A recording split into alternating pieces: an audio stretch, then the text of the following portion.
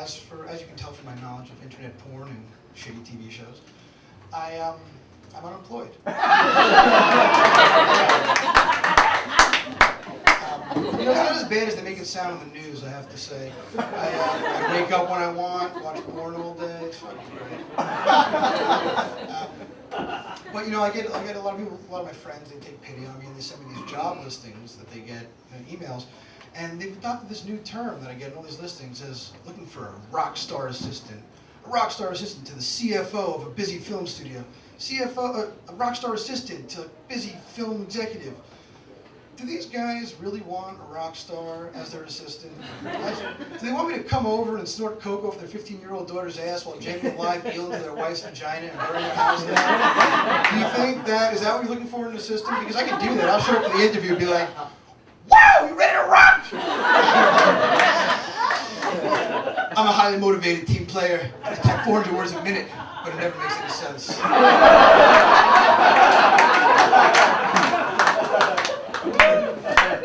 As you can tell from the illustrious description of my life, you probably assume that I don't have a girlfriend.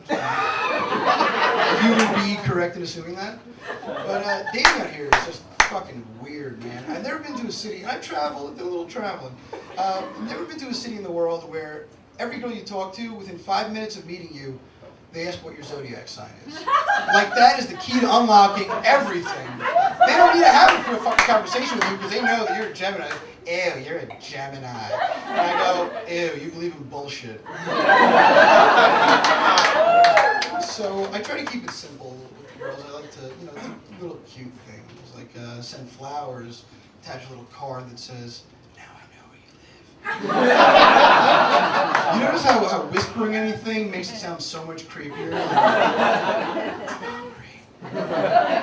Silence of the Lambs is my favorite film of all time.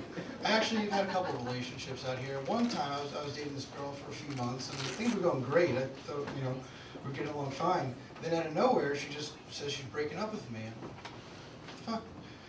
She says, you know, she told me that because I was Jewish, she couldn't date me because she wanted to raise her kids in the church or Catholic. I guess she didn't want them to be successful. So I said to her, I was like getting desperate. I was like, come on, let's figure this out. Listen, I'll tell you how we faked the Holocaust. I promise. Oh, those Holocaust deniers, bless their hearts. You know that's what they say in the deep South? They want to call someone a fucking asshole while still sounding polite. Bless their hearts. Love my Jewish grandparents, though. I'm really glad they got away from the Nazis, allegedly. But you know, it's just a shame after all they've been through, all they've seen, they're literally reduced to analyzing every situation in life as in terms of how Judge Judy would rule on it. Like I was talking to my grandpa the other day because my parents' dog had just attacked a neighbor's dog. And he goes, there was a case like this on Judge Judy. The parents would have had to pay a lot of money. And grandparents are also great old school racists. You know, it's like a lost art, like letter writing or something. They, and it's not about hatred, old school racism. It's about just describing someone. You know, like I called my grandma the other day. I'm like, hey grandma, how's it going? She goes, oh, hiya, Tatala. What are you doing, grandma? Oh, I'm watching those Kardashians. You know, it serves their father right. He got OJ off for murder, and now his daughters are running around the TV half naked with a bunch of schwarzes.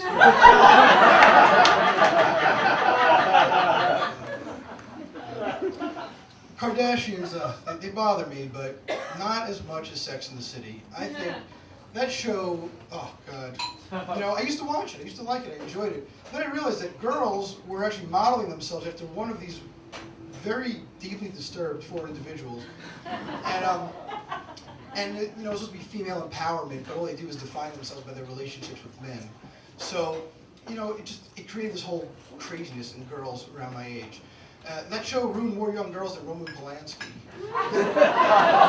It's insane. It's just so unfair. You know, because he has to live like a fugitive, and Sarah Jessica Parker still walks the streets free. And just so you know about some bitter misogynists, I have seen just about every episode of the show. I know about Fleet Week. I know about their ill-fated trip to LA when Vince Vaughn guest starred. You know, I know about the Hamptons beach party. All that shit. They may have fooled you guys, but they didn't fool me. I know what that show's about. You know, just look at Carrie. She thought she was smarter than all her friends with her snarky commentary, and she knows how to solve all the problems. Meanwhile, she spent the better part of a decade chasing around a fucking sociopath. Mr. Big is a fucking serial killer. I'm telling you. That guy had any friends? The guy had no friends. He had associates and acquaintances. And they're all hanging around like, oh, what is this guy going to do next? I'm like, can we get out of here yet? But, you know, he had a lot of money. Carrie loved the money. That's what she loved about him. And then finally, after, in the last episode, that romantic scene in Paris, you know, he calls her on her cell phone. We see the caller ID. What's his name, ladies? John. John, as in a man who pays prostitutes for sex. So, after all this time, we learn that Carrie's kind of a prostitute, and she might be married to a serial killer. So, despite all my hang-ups about dating, my own mishigas, I'm still out there. You know, I go to a lot of parties. I get invited to parties. I'm not gonna brag. I'm a popular guy. But I got a fucking question. Why is everything out here a theme party? Why can't you just throw a good party? Why, you know, I'm sorry I didn't dress up like Colonel Sanders for your cotillion ball, but that's not the reason it sucked, you know? Maybe because you ran out of alcohol and nobody had any fucking drugs there. Maybe that's why your party sucked. And I just don't get the thinking behind it. Do you think that I'm more likely to come to your party if it requires more than the usual washing up and finding a clean shirt? Do you think I want to spend my Saturday night in the Ross store in Culver City battling unwed pregnant teenage mothers and hipster douchebags for the right pair of blue Adidas sweatpants so I don't feel out of place at your Battle of the Network Stars party? Is that right?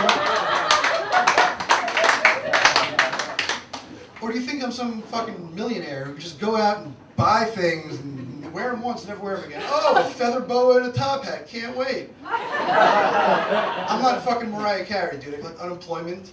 I buy condoms and pregnancy tests at the dollar store. Or do you think I have this shit lying around? Like, oh wow, white trash party, gonna be great. Get out my cowboy boots and my mesh tank top. Gonna make a real splash this one, guys. Can't fucking wait. Oh, bless their hearts. Thank you, it's my time.